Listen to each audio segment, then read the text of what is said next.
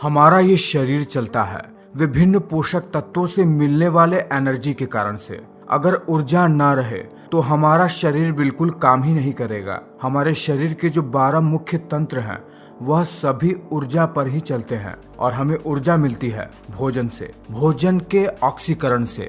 अगर जो भोजन हम खाते हैं उसका पाचन होगा ही नहीं तो हमें एनर्जी तो मिलेगी ही नहीं। साथ ही साथ वह पोषक तत्व जो हमारे शरीर को बनाते हैं, जैसे प्रोटीन जो हमारे मसल्स को बनाती है और उसकी मरम्मत करती है, विटामिन्स जो मिनरल्स को अब्सॉर्ब करने का काम करते हैं, और कुछ खास मिनरल्स जो ब्लड जैसे चीजों को बनाते हैं। अगर वो चीजें हमें मिलेंगी ही नहीं तो हमारा शरीर प्रॉपर तरीके से काम ही नहीं करेगा। और यह सब हमें मिलता है भोजन से, और केवल भोजन खाने से ही हमें पोषक तत्व नहीं मिलते हैं। उस भोजन का पाचन होता है, जिसके बाद हमारे पेट में मौजूद ब्लड वेसल्स भोजन में मौजूद उन पोषक तत्वों को अवशोषित कर शरीर के विभिन्न भागों में पहुंचा देते हैं, तभी हमें पोषक तत्व मिलते हैं। तो अगर अब तक आप यह बात जानते ही नहीं हैं कि भोजन पचता कैसे है, आखिर जो खाना हम खाते हैं वो पचता कैसे है, तो अब तक आपका जीवन एक मामले में अधूरा ही है, क्योंकि यह बात आपको पता ही नहीं है कि आपका शरीर चल कैसे रहा है, आखिर शरीर में ऊर्जा का संचरण होता कैसे है। तो बिना समय गवाए, बिना फालतू की बात किए हुए आपको तुरंत बताते हैं कि हमारे शरीर में भोजन पचता कैसे है। जैसे ही जब हम अपने फूड को मुंह में डालते हैं, हमारे खाने में हमारा सलाइवा मिल जाता है और दांत भोजन को कई सारे छोटे छोटे टुकड़ों में तोड़ने का काम करता है। यह सबसे महत्वपूर्ण काम होता है, क्योंकि खाना पचने के लिए यह जरूरी होता है कि भोजन को जितना हो सके उतने छोटे छोटे टुकड़ों में तोड़ दिया जाए।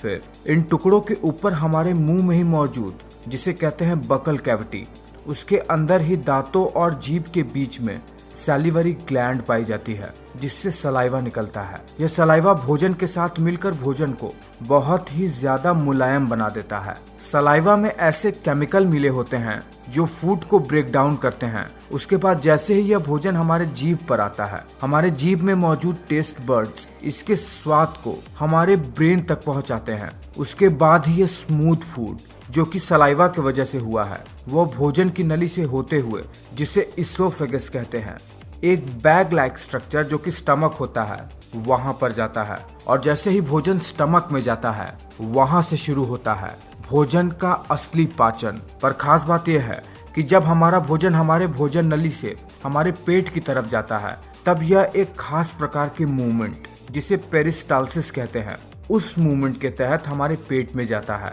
जिसमें होता यह है कि नली अपने आप को सिकोड़ती है और फैलाती है, जिसकी वजह से फूड आसानी से पेट की तरफ चला जाता है। जैसे ही भोजन स्टमक में पहुंचता है, स्टमक इस फूड को अपने इनर लाइनिंग से निकलने वाले gastric digestive juice, hydrochloric acid और म्यूकस के साथ बिल्कुल मथ देता है, यानी मिला देता है, जिसमें से मुख्यतः एंजाइम फूड में से प्रोटीन को अलग कर देते हैं। वही हाइड्रोक्लोरिक एसिड भोजन को बहुत ही छोटे छोटे टुकड़ों में बांट देता है। वही म्यूकस एक चिपचिपा पदार्थ जो कि हमारे स्टमक से ही निकलता है और फूड में जाके मिल जाता है, वो हमारे स्टमक के दीवार को स्टमक से ही निकलने वाले एसिड से बचाता है, ताकि स्टमक की दीवार डैमेज ना हो।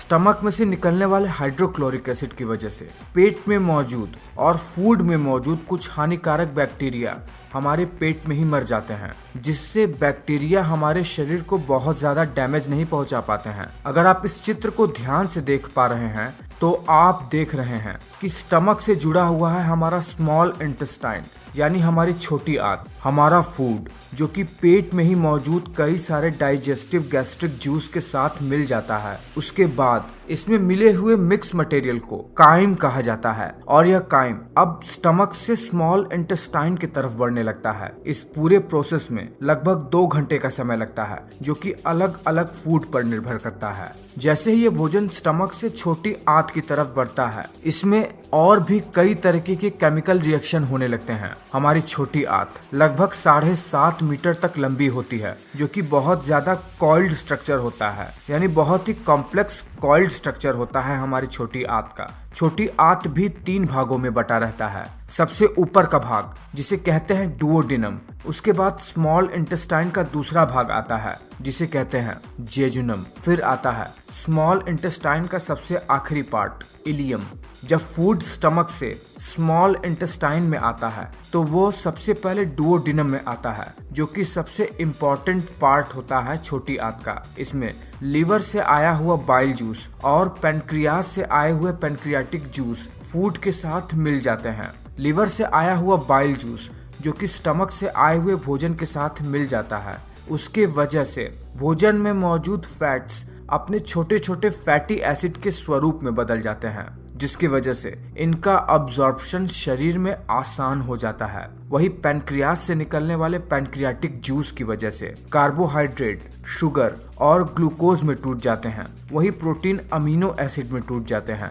अब जब इन जूस की मदद से भोजन में पाए जाने वाले महत्वपूर्ण पोषक तत्व अपने छोटे छोटे स्वरूप में आ जाते हैं, तो इसके कारण से छोटी आंत से यह ब्लड स्ट्रीम में अब्सॉर्ब होने के लिए तैयार हो जाते हैं। छोटी आंत के दूसरे हिस्से जेजुनम में पहुंचते ही छोटी आंत के दीवार पर मौजूद छोटी छोटी फिंगर लाइक स्ट्रक्चर जिसे विलीज कहते हैं, उनमें मौजूद छोटी छोटी ब्लड कैपिलरी में इन पोषक तत्वों का अब्जॉर्प्शन शुरू हो जाता है और यह प्रोटीन, कार्बोहाइड्रेट और फैट जैसे चीजें अब ब्लड वेसल में जाकर पूरे शरीर के विभिन्न अंगों में और शरीर के बाकी के अंगों में पहुंचने लगते हैं। धीरे धीरे इनका पाचन होते ही ये भोजन छोटी आंत के तीसरे हिस्से इलियम में पहुंच जाते हैं, जहां पर इन भोजन में मौजूद मिनरल्स का भी अब्जॉर्प्शन शुरू हो जाता है, जहां से हड्डियों वाले और खून जैसे चीजों को बनाने वाले खनिज तत्व शरीर के विभिन्न भागों में पहुंच जाते हैं। इतना सब होने के बाद भोजन छोटी आंत से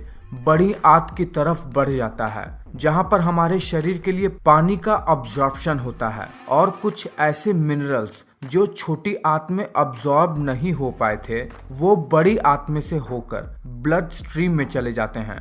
बड़ी आंत साइज में 1.5 मीटर तक लंबी होती है और ये छोटी आंत से आकार में चौड़ा भी होता है। जो भोजन डाइजेस्ट नहीं हो पाया होता है या फिर जो वेस्ट मटेरियल होता है वो बड़ी आंत से होते हुए हमारे एनस से निकलते हुए हमारे शरीर के बाहर निकल जाती है, जिसे फीकल मटेरियल कहा जाता है। और इस तरह भोजन हमारे शरीर में इतनी कठिनाइयों के बाद पचकर हमें ऊर्जा देता है। तो आपने देखा बहुत ही साधारण सी भाषा में कि भोजन हमारे शरीर में पचता कैसे है, क्या क्या प्रोसेस होते हैं और वो शरीर के कौन से अंग हैं जो भोजन के पाचन में अपना सहयोग देते हैं। तो ये वीडियो आपको कैसा लगा है, आपको ये जानकारी कैसी लगी है? अगर ये बात आप पहले से ही जानते हैं और आपको इसके बारे में और भी ज्यादा कुछ पता है तो ये बात मुझे नीचे कमेंट करके जरूर बताइएगा। बिल्कुल भी हिचकिएगा मत, मैं ये बात जानना चाहता हूँ। और वीडियो अच्छा लगा है तो एक लाइक कर देना